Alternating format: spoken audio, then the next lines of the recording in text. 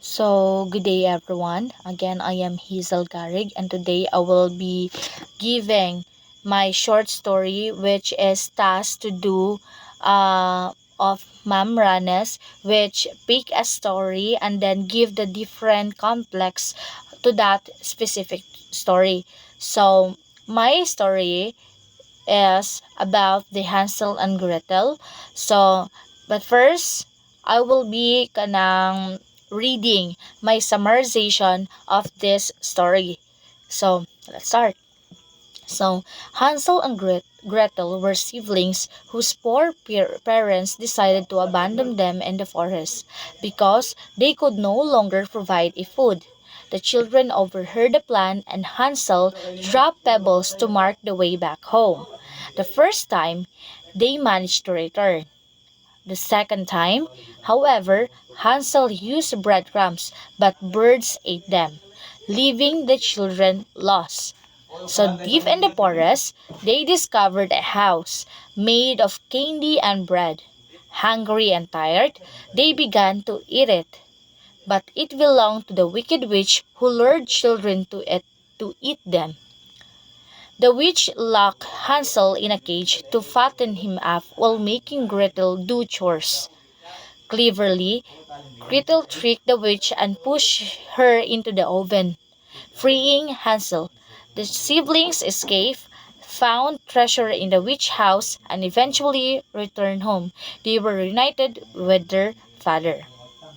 So, now I will give you the conflicts in this story. So, since most of you kanang kabalo na gyud ani nga story since our childhood permi ni siya nga gina-read, ginatudlo sa school because nani siya yung moral lesson and also gina-play po ni siya sa television before. So, familiar ni jud kini siya ninyo guys. So, if I read it kanang lain sa inyong pandungog, please bear with me cause buta-buta ang person guys, dali ra kay kumawala sa akong notes. So now I will give you the complex in the story. So first we have man versus man, second one is man versus nature, third one is man versus self, and fourth is man versus society.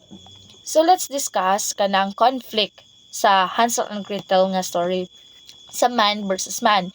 So, man versus man means the children or katong siblings na si Hansel o Gretel against their stepmother. Kay ilang stepmother is dili ganahan sa ila. So, the stepmother trying to make the kanang siblings disappear para mawala na gyud sila sa ilang life kuno. So the man versus man, the children against their stepmother who persuades their father to abandon them.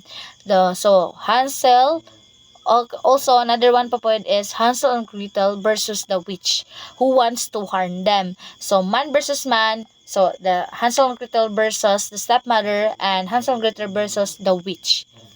Next is the man versus nature. So Hansel and Gretel struggles to survive in a dangerous forest, facing hunger and the challenge of the finding their way home. Okay, so since nawala man sila sa forest, that is the man versus nature because they're trying to survive around the forest.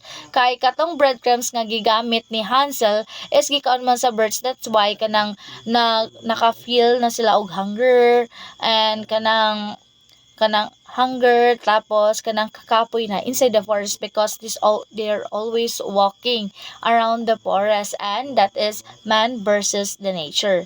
Next is man versus the self. So the father battles with his conscience, torn between love for his children and the pressure of poverty. So Gretel struggles with fear but overcomes it to defeat the witch.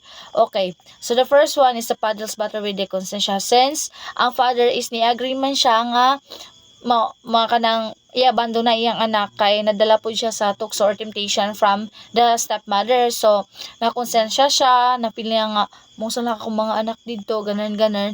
So kuan ang man versus self is para gi-blame po niya yung self because kung wala lang siya nadala or sa pressure sa kapobrehon, I think dili po dunta siya mosugot og inato because gosh, it's your own blood or own flesh and then imo ras lang gi-abandon and moto man versus self na siya. Next is a Gretel struggles with fear but overcomes to defeat it. So, nag-overthink pa next si Gretel kay since siya may gipalimpyo sa mga gamunon sa balay sa witch, which is kanang gikuan siya mga chores. That's why kanang nag-decide gyud siya nag-umunta ka, what if may nanadahan ka siya, what if sayang kaugalingon, because sa may buhat sa bata daw kuno kontra sa witch. So that's why man versus self.